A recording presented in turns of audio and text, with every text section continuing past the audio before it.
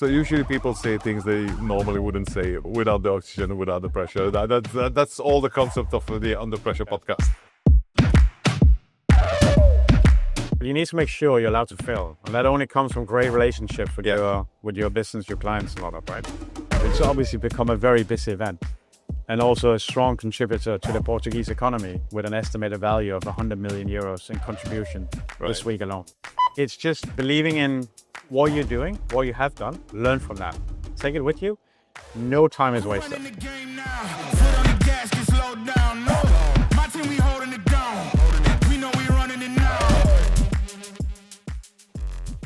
Raz, it's a pleasure to have you in the chamber for the podcast. We know each other for 10 years or more? Mate, it's an honor to be here. I promised you for so long that I would join you, and fantastic. We're here in Lisbon. It's perfect timing, Yeah. So, let's talk about Lisbon, actually. I will say, I feel interesting in the way of wearing this, so it's going to be interesting to talk to you with and you got to feel more you got to feel more interesting when the pressure is going to kick in and push the blood inside your brain with this hyper oxygen blood. You're going to feel a little bit like woo, without drugs, all natural. I remember meeting you in I think it was in Berlin with EIG, and you were raising funds. Well, I was running a social gaming startup. Yes. So I was still focused a bit on technology. It was BetBrain? No, it was called Odds Life. Okay.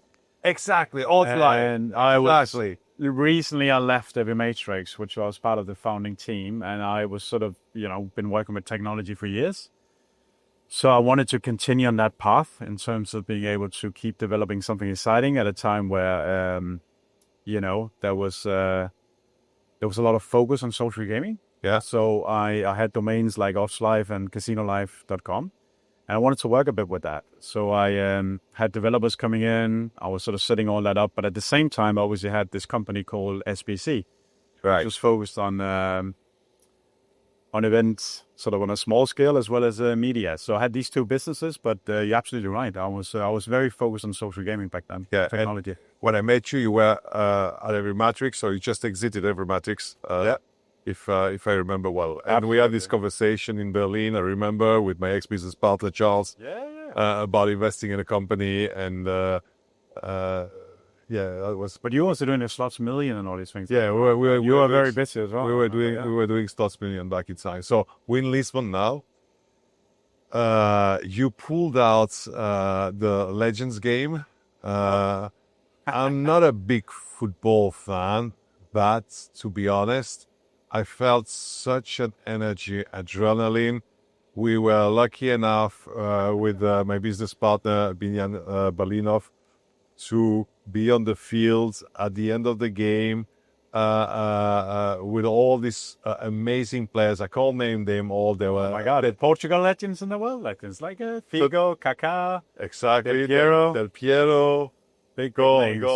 Like Portugal, you would have Simão, you'll have Pepe, Nuno Gomes. Yes. World legends. You even had Usyk, the reigning world heavyweight champion, undisputed. Pujol, Figo, we said Djorkaeff, Carambeu, Roberto Carlos. I mean, these are the legends, not just the last two generations, almost three generations. Yeah. 4 generations. It's absolutely incredible football players. Many of us grown up with these guys, like, completely. Idolizing them, wanting to be like them, watching them play in clubs and World Cups and European Championships, right? They got into manager games like Championship Manager that we used to play a lot back in the 90s. We had them in our teams. They were doing, these amazing players in those teams that you were managing, and just seeing how, those guys were the guys. They were the best. Yeah. And now, many years later, putting them into those teams as part of the Legends charity game was just incredible.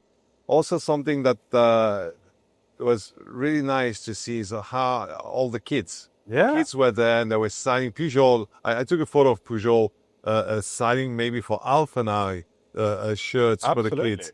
It was really heartwarming. It was. I mean, we worked with 4 charities. We were raising 1 million euros. That's why it's a Legends charity game. Charity played a big element as part of it. And we had We had Red Cross Portugal, Red Cross Ukraine, Caritas Portugal, and International Alert. And Red Cross Portugal was very, very engaged, and they brought a lot of the kids in to walk out with the players. I mean, they just embraced it, and it's amazing for us to be able to give these kids that experience. That was a very strong experience. Kudos for that, and for organizing these charity events, because we tend to forget that there's charity behind. And Absolutely. You raised 1 million. Well, we were aiming to raise 1 million, and we still have the charities going. So by this stage, I think we're about 700,000 euros. Okay. Which is incredible. Which is already like even that. Remember, year one event, the first year is always difficult. Yeah. Having an event in Portugal, working with clubs like Benfica and Sporting Lisbon, working with the Portuguese Football Federation, it isn't the easiest because there's a lot of politics, a lot of bureaucracy you have to deal with. And at the same time, we apply our experience from the B2B area, like you and me are here. It's my SBC Summit. It's a big event, 30,000 people. We're used to organizing events like that. But when it comes to an event in the B2C side, like in a big football stadium, charities, big players, it's a whole different ballgame. Yeah. And you don't have that experience. You don't have that reputation and credibility that shows you know what you're doing. So you need to earn that trust sometimes. You need to earn that respect from others. I'm not saying because obviously we invested a lot of money, but for them to really commit. And I think there was just sometimes that was a slightly complicated. There was a lot of roadblocks, red tape, politics to deal with. Yeah. But on the level of the charities, we're still working towards that. That Legion Games was really something. I think nobody expected that. The magnitude of the event, how many people were there. It was a surprise for everyone. We really, what you did already last year in Lisbon was big. Yeah. In the arena, but this event with all these legends playing was something of another scale. Okay, and kudos for that. Absolutely. I mean, my reason for this is first and foremost, I looked at our industry and I said, okay, on the Monday before the show, SBC Summit starts Tuesday, Wednesday, Thursday, we always do like this leader summit. So we obviously have all the CEOs gathered, all the execs from the operators, suppliers, the affiliates, regulators, compliance. And if we are to do something that was a bit stand out and something unique, instead of you and me going to a dinner with all the executives after the leader summit, we could look into something a bit more different, special. Lisbon obviously has a great football culture, stadiums like Benfica, Sporting Lisbon. And I said, okay, what if we organize this football game? What if we get the world legends to play the Portugal legends? Because the World Cup is going to be in Portugal in 4 years. Yeah. So suddenly I looked at it, okay, we need to, bit of pressure here, I feel in my ears from time to time. It was like looking, okay, entertainment here for our industry, client appreciation for the likes of the amazing Alea and Alex Tomic, that are supporting our events. How do we give something special back? So we brought in this football theme to it. And charity. Let's make it worth everyone's while in terms of doing this for some amazing cause. So suddenly this Legends charity game comes together, right? The Legends, the football players, charity, the charity element, game of football, right? And it allowed us to create something where we brought all the execs in and just entertain them in a way they've never been entertained before. Yeah. I mean, me personally, going around this week, second guessing, what did we do here? What was this game like, right? It's a bit like, I don't even have time for feedback because right after that show, we're in the SBC Summit. Now I'm looking after clients for 3 days in a completely different way. But I've been around talking to key sponsors like Soft2Bet, Softconstruct, Great Tech, AmuseNet, Betano, Kaizen, and now with you at Alea. And I can tell you, all of them were amazed by this experience. Not just them as sponsoring, supporting the event, but their clients. They were exceptionally happy about that. It's also like the floor here. This is the second day. It's packed. We have very high quality contact. Yeah. The team is giving us really good feedback. I can see that the booth is full. It's not just the booth; it's the alley. I mean, and this is huge. Yeah, it's unexpectedly huge. It's big and it's packed. Yeah, but I mean, the dilemmas I had, the issues I faced was a couple of years ago when we were building this event in Barcelona, right? Yeah, I remember. Not 2 years ago, but Yeah. a number of years leading up to 2 years ago, where 2 years ago suddenly we had this weird conversation with Thera, which is the venue that obviously ICE is using now in Barcelona. Yes. That I had contracted to use to grow my show into up to 160,000 square meter space, because Thera is one of the biggest venues in Europe. So I was there. I already sold booth spaces and setups in the exhibition, right? Suddenly I get this call from Barcelona, from the Thera, because the Thera is partly owned by the city of Barcelona as well. And they say to me, for some reason, we can't entertain your event anymore. And I'm like, what the hell does that mean? We work together. We got a deal. We're working here on this. We have the terms and all this is here. And you're now telling me we can no longer be here. So, not going into too much details what happened, but obviously we were told that that event would not be able to happen that year at the Thera, potentially the year after. But as you know, in events, when you book clients in, sign exhibition spaces, delegate booth, here, sizes, it's years. It takes years and years in the making. You can't just take a show somewhere else and then bring it back to Barcelona the year after. It doesn't work like that. So immediately, we knew that we had to go start looking for another venue. But in 11 months, how do you do that? I mean, because I'm talking to you, we speak about this a year in advance. I got to tell you where you need to invest in my exhibition in terms of have that exact booth space. So 11 months is nothing. But with an amazing team, the whole internal of SBC turned their eyes towards where we're going to go. Where does it make sense? At that point as well, Brazil was booming. And it still is. Obviously a bit stagnating now maybe, but Lisbon, is that an option? We know the Web Summit is there, 70,000 people. That could host our event, right? Yes. And the connection to Brazil, Latin America is amazing. So luckily, in year one, they had space for us. Not the perfect timing because there was a few issues with build-up time. For a big event like this, you need weeks of build-up. So we had shorter time than we wished for. But we ended up signing with them, and we got the time we wanted for the coming years, right? So also what you see this year, the build-up time, the exhibitions, everyone are much more composed and happy because they got an additional 4 or 5 days of build-up, which they didn't have last year. Not because of us, but because of the time, the booking, and how it works, right? So so we ended up here in Lisbon, and year one last year was about 20-something thousand, and this year I think we're just about 30,000 now, which was the target. And you can obviously see that. It's like 50% more or less. It is. And what we want as well is the 30,000 people here, I like to see them as quality audience, which I describe as the right mix of operators, suppliers, affiliates, regulators, associations, lawyers, stakeholders around it. Right? People that are interested in our industry, that want to engage with the exhibitors and talk business and have a reason to be there. Not just people walking around and trying to go to a booth to pick up some paraphernalia, whatever it is, right? So there needs to be a purpose to it. And I think that's the audience we brought here. And I think compared to other events, we are by far the strongest in that aspect. Is that the way we work is absolutely size now, right? We're scaling the exhibition. The whole setup here, Alex, is 132,000 square meters. Space-wise, that's actually bigger than ICE. Okay. But people-wise, I think ICE is saying 50, 55,000 people. Yes. We about 30,000.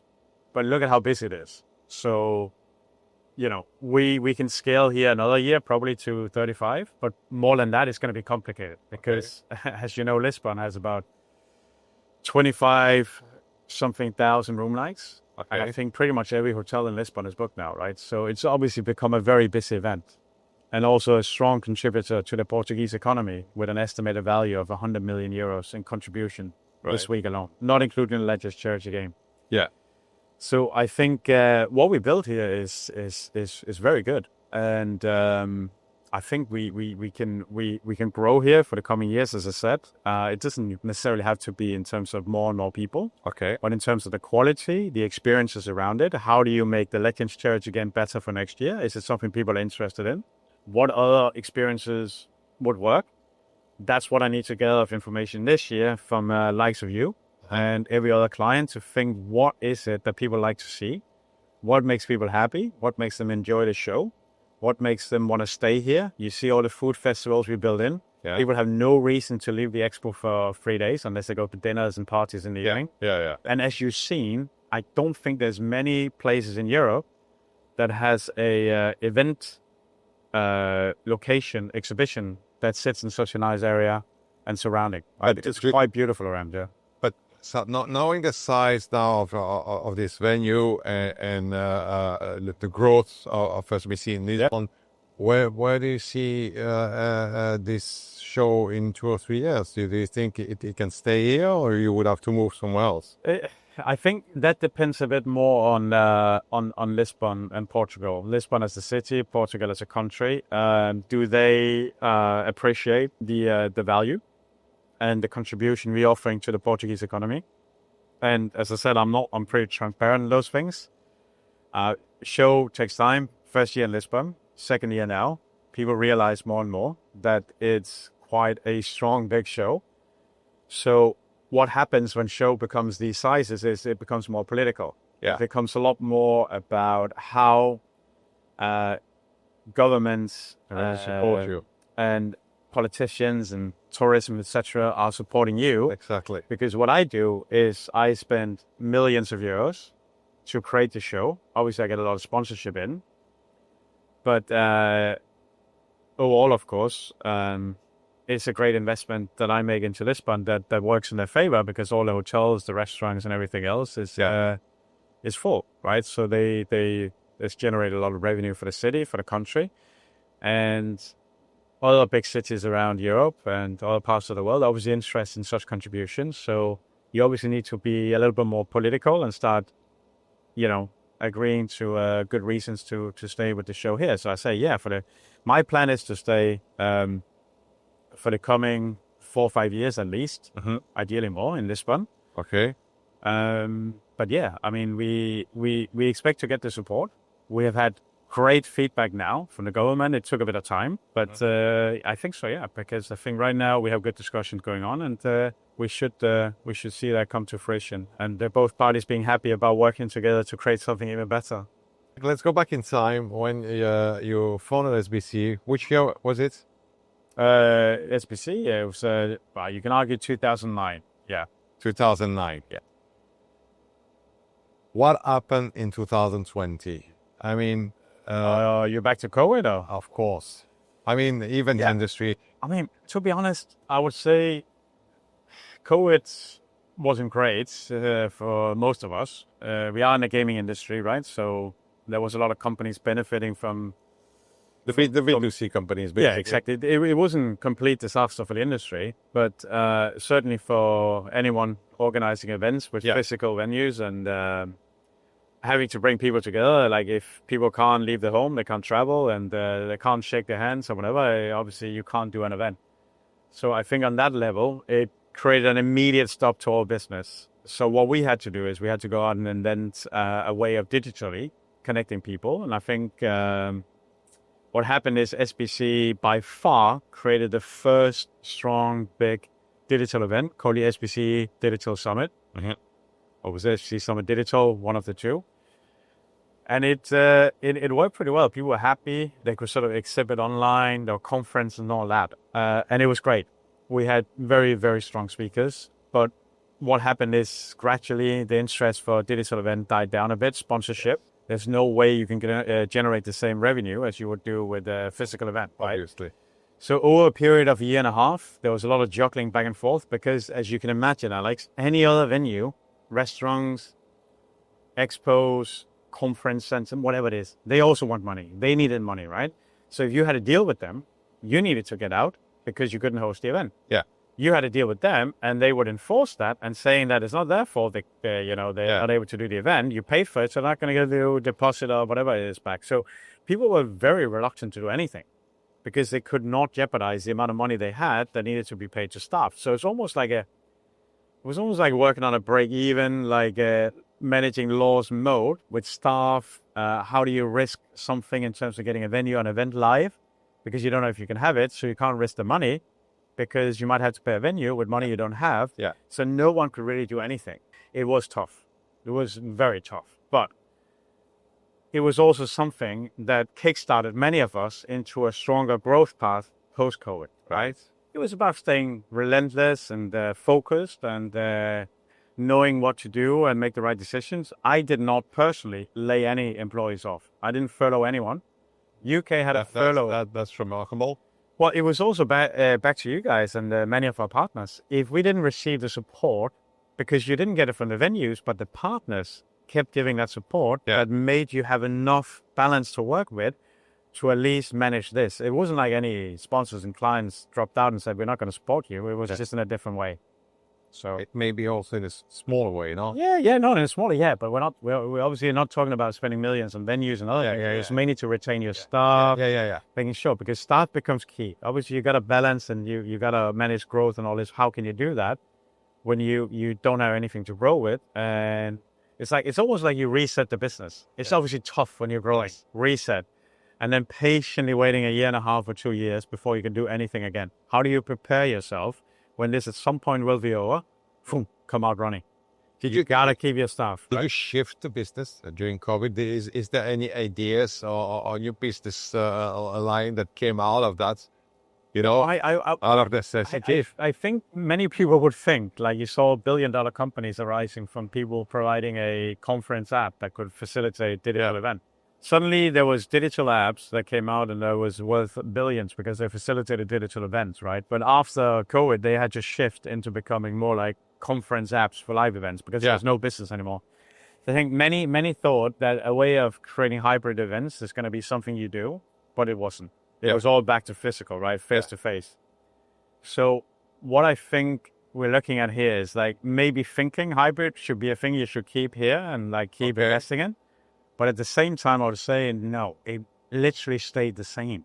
It was the same. It was like, how do you maybe apply a bit more smart thinking on the physical events? So you're a bit more agile. You have a bit more plans in place. You can deal with difficulties or problems and risk arising. Yeah. So you become more risk averse in a way of being ready to deal with things because life can throw anything at you, right? So I think you learn that definitely. So for me personally, it's more like a management level thing. Like we can do a lot of stuff here. We can conquer this. We can manage this. Nothing is going to be a problem. Just keep doing what we're doing now. Go out, keep growing, and then at the same time, be ready if things change. So you want to put your eggs in one basket, grow, push, but you also can't do it because you got to be ready if something has to be managed, right? Ras, you're an industry veteran. You've been through a lot of challenges. We've talked about COVID. We've talked about what happened with the Fiera Barcelona, which was also a challenging moment for you. You come from a military background. Resilience, man.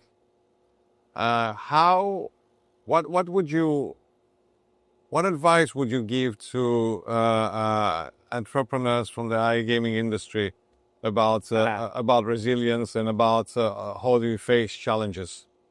I mean, honestly, we're all very different, right? I think, I was in the military when I was 18, 19 years old and became a sergeant. It wasn't my choice. I actually got forced into sergeant school. I had that our choice of go sailing for 2 years and I decided to go to sergeant school and it was an amazing experience. To this day, it's the best leadership experience I had and probably the only leadership experience I had.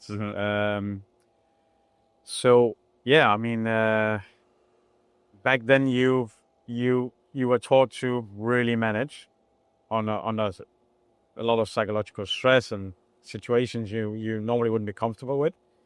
But also I did do a lot of telemarketing, 4.5 years when I was at uni, that taught me a lot about sales. So I think there's different things that define me. But the interesting part is a lot of what I think works for me in business today is things I've done before I started business. Right. Like anyone else, like I'm sure any entrepreneur or any startup would question themselves. I constantly questioned myself. I had no idea what I was going to do. I love sport. I studied international marketing. I got a master's. I even studied German as my bachelor, so I speak fluent German. But I never used my German. So you make choices that you think is something you will use in the way of working, many of the things I studied or worked with is different, but also I see, when looking back, actually I used a lot of it. The leadership skills from when I was young in the military as a sergeant is what I'm relying on some of the things today, right? Sales, always driven SBC by loving sales and speaking and dealing with our key clients and making them want to join us on this journey, as I talked about, get them part of the SBC, growing into different parts of the world, creating new events. And you're good at that. You're good at communicating that passion, really. Yeah. And also, so point of thing is, it's just believing in what you're doing, what you have done, learn from that. Take it with you. No time is wasted. I also learned that recently with my Legends charity game, investing into B2C and doing an event in a space I'd never done before. Yeah. I don't look at this as a waste of time. It's too costly to do that. Look at it as a huge number of experiences and teachings, almost like learnings gained for spending time on something that is new. You risk yourself into a new area that taught you things. I work more with marketing in the last 2 months than I've done in 10 years. Amazing the things I've taken away from this that I can apply to SBC and Color Legends next year, right? So don't question what you're doing and what you have done. Just learn from it, reflect on it, and bring it into your next thing or what you're going to do, because it's experience. Without having failed or doing these things, you wouldn't have that experience, right? So I think that's absolutely key. And depends. I'm a bit of perfectionist, so I'm relentless. I push. I don't give up because I'm too proud to do that. So I like to push through. That is a benefit, but it's also a weakness. Yeah. It's a weakness in ways of, it tells you sometimes you shouldn't do it because you can't do it. You're going to fail. Yeah. I had that through many, many years. But what I have done is harness that into becoming my strength to make me a very, I would say, very polite, very easy, very, very good person in terms of making sure that others are looked after. They you don't let them down. You make sure that when you sell something, you deliver and you put your clients first. I think that sort of like quality is what you're seeing today in the SBC shows, is putting the clients first. And if it doesn't work, you're going to do it next time. And that's what I'm saying. You learn from experience, right? Right. But at the same time, you also need to talk to the clients, making sure they understand failure is an option. But if you fail, we're going to make it better for you next time. Right. And they need to trust you for that. It's an iterative process. Absolutely. You don't need to be good at the first time, or otherwise procrastination is going to hit you. Absolutely. But you need to make sure you're allowed to fail. And that only comes from great relationships with your business, your clients, and all that, right? Yeah. Is there anyone in this industry that you respect the most and you want to talk about? I think over the years, probably surprising a lot of people how strong you can do something if you put your mind to it. Probably say Vigen Badalyan from Self Construct. Okay. He's been absolutely amazing in showing support for us. Yeah. Over the years, we had built a friendship since early days, so we always known one another. But what he's built and what he's created, not just in the gaming industry, but beyond that, by connecting elements, a little bit like we talked about, like that you can do different things when you're smart. Yeah. He's never really backed out from not risking certain things, taking chances, and everything he sort of works with is quite incredible. Yeah, he puts a lot of emotion, a lot of effort, a lot of hard work into it, a lot of passion. Yeah, completely. And I don't know where he gets all the time from, because I get asked that question often, and I don't know. I need to scale back a bit, but he just seems, what I like to use myself, relentless and very pushing on things in terms of make things happen. If he starts something, he just keeps going, right? Yeah. I don't think there's many people like him. No, true. I don't think I mentioned another people that's shown the same drive, So yeah, True. I guess I would say he has my respect. Absolutely. How would you define the other shows? Do you want to say something about them? Oh, you're trying to trick me into something else. Yeah, I mean, to be honest, if you look at Clarion, I think they did amazing with Barcelona. They executed a very good event. It was smooth. It was walking in. You had things around you. You didn't see a lot of the mistakes that probably happened behind the organizing scene. They did a good job transferring that from London to Barcelona. Hats off to them. And I think it was quite busy. Well, it was the right people, I don't know, but it seemed busy. They didn't do an awful lot around the show itself. I think maybe they could learn to invest more into the shows. But, I know they're owned by Blackstone, and it's a lot about bottom line profit and stuff. So that's their problem, I guess, because it becomes a different game. It does. And I think you need to show more appreciation to your clients, which means that, you make the money work in a way you do keep investing in the events. That said, they did an amazing event, and I think good job. Hats off to them. Sigma, Iman is great. He knows what he's doing. He's built some very big events around the world. He's got Rome coming up in November, which is his new location, and I hope it goes well. I mean, he's as I said, he's a good friend. Size-wise, I think he's saying it's similar size to this one, but we'll see. Well, I'm saying, but I'm just saying size-wise. I know square meter-wise, we quite big. Yeah. So if when you look at square meters, you can only put X amount of people into certain space. But I don't know how big the venue is, to be honest, in Rome. But what I would like to say is, I think the reason I'm using the term, or coined the term, the greatest show in gaming, there's a very good reason for that. First and foremost, it has to be in a great place, great location. Could have been Barcelona, but now it's Lisbon, right? It has to be a great venue as well. That also sits in a good location in that host city, which you have around here with the Phil, with the Mio Arena. Great combination of things. Then you need to have a great exhibition floor. A lot of exhibitors, different types. You have from casino to sports betting to regulation to fintech, payments, affiliates, marketing, legal, whatever it is, right? A mix of all of that. Then you build conferences into it. Conferences that deal with different relevant topics, markets. So this time you've probably seen how we mapped out global gaming markets, emerging markets. We got super stage talks as well with Gary Vaynerchuk, Randy Zuckerberg, Usyk, all these guys. Mm-hmm. And you have the educational part, the information. We build tech academies into it as well to give more, not just information, but actual educational content, which means that people don't just come to listen to people talk. They come to get educated and learn. So that's why you have the tech academies in. So you bring all these things together and then you mix it in with, okay, people also need to eat. They need to have food. Otherwise, they're going to exit the venue and go somewhere else. We build in a food festival. So you got the best food here. The best food, different food trucks, Vietnamese, Thai, Japanese. Even vegan. Exactly. Plenty of food and healthy food as well, right? So you build that in, and then you obviously signage, branding, all that to make it good, look smart for the sponsors, the partners, the way of navigating, because it is a big event, right? So what we then did on top of that is we have dinners, parties, all of those things that we pay for, we bring into the mix. We got awards, all these things that excite people in the evening that they prefer to have than not have, right? And you can also say you can allow every other person, I was about to say every company, to do it themselves. Like they want to host their clients. I just think it's always been part of our mantra or our framework of events that we do this, right? And people love it. I mean, the awards, it's like 1,000+ people attending. It's amazing. Yeah. But what I did do as well is... And you have 2 awards now, no? You have Yeah, we have the Affiliate Leaders Awards and the SBC Awards. Yeah.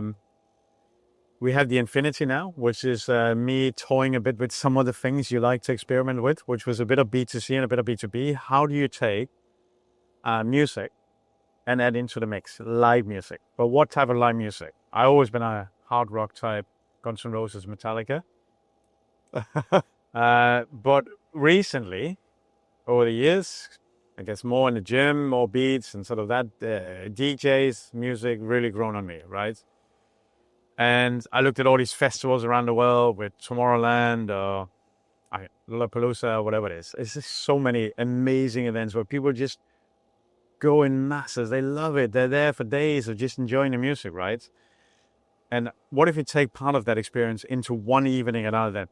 So I looked at, what could you call it, what would be, and I looked Infinity. I looked, theinfinity.com as a URL was available. So I said, let's buy that. If it becomes something, we have a great home for it.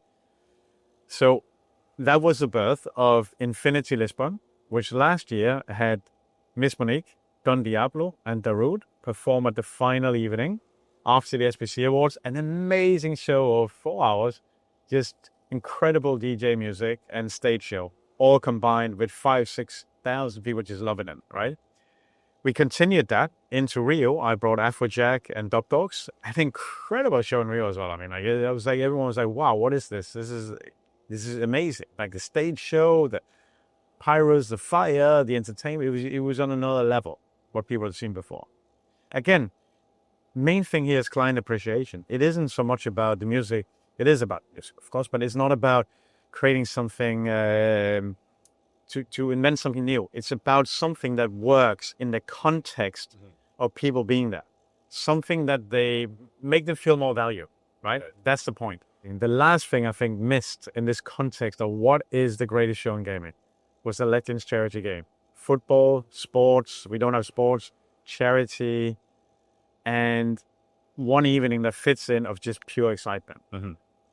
That is the final piece, in my view, was the Legends charity game. So all this combined is, when you look at it, is the greatest show in gaming. I think that's the best way to end this conversation. Just a disclaimer, by the way. Go on. All along, this felt a bit weird. So if any questions are a little bit like blah, blah, blah, putting me in a very uncomfortable position here. And that's why we do it. So go for it. And noise.